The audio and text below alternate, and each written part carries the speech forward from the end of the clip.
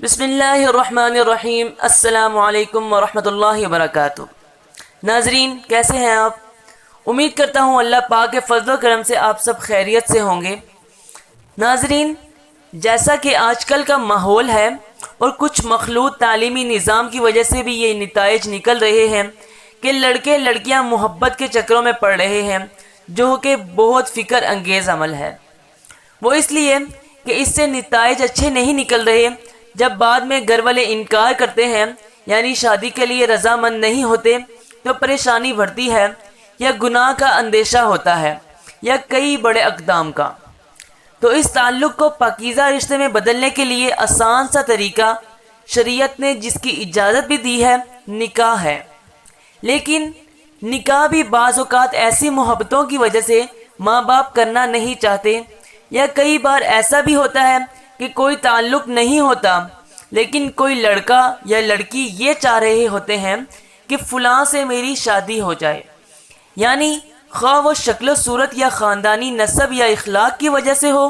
جیسے بعض اوقات کسی کو کوئی خوبی بھا جاتی ہے تو وہ کسی سے شادی کا خواہاں ہوتا ہے، یا ماں باپ اپنے بچے یا بچی کی کسی خاندان یا رشتہ داروں میں کسی بھی وجہ سے شادی کرنا چاہ رہے ہوتے ہیں، اور شادی کرنا آسان نظر نہیں آ رہا ہوتا، تو ایسی صورت میں یہ عمل بہت کارآمد ہے۔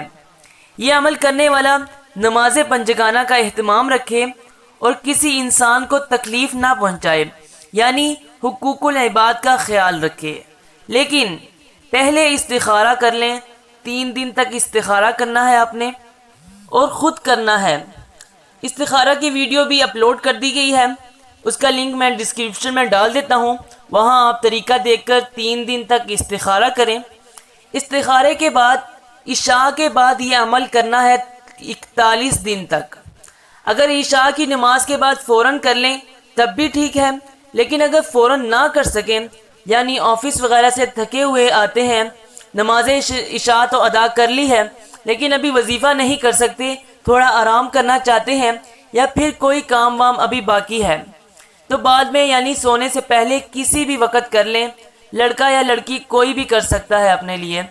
یاد رہے، 41 دن تک مسلسل یہ عمل کرنا ہے، ناغہ نہیں کرنا، اور ایسی جگہ بیٹھ کر کریں جہاں آپ کو کوئی ڈسٹرب نہ کرے، کسی سے بات چیت نہیں کرنی، بالکل توجہ سے عمل کرنا ہے۔ جگہ پاک و صاف ہونی چاہیے اور باوضو ہو کر یہ عمل کرنا ہے۔ بہت ہی خاص عمل ہے، بہت زبردست ہے۔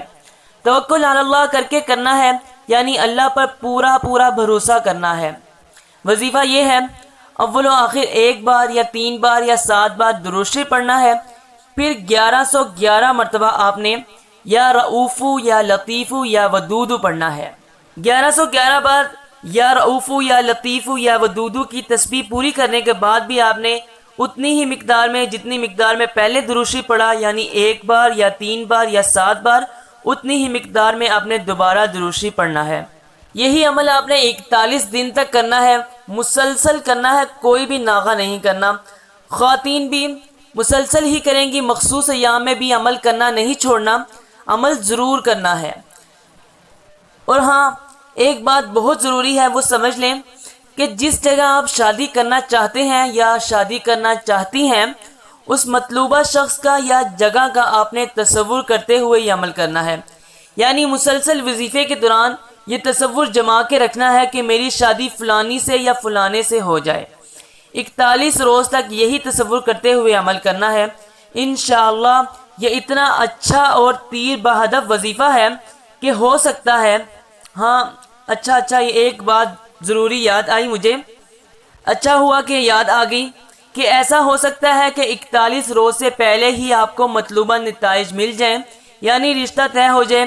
لیکن یاد رہے کہ وظیفہ آپ نے نہیں چھوڑنا، یہ آپ نے 41 دن تک پورا کرنا ہے، کیونکہ اگر رشتہ ہو گیا اور آپ نے یہ سمجھ کے کہ وظیفہ چھوڑ دیا کہ اب تو رشتہ ہو گیا تو وظیفہ کیا کرنا ہے، تو ہو سکتا ہے کوئی رکاوٹ آ جائے یا کوئی بھی مسئلہ پیش آ جائے اور رشتہ نہ ہو یا ہو کر ٹوٹ جائے تو سارا عمل ضائع ہو جائے گا۔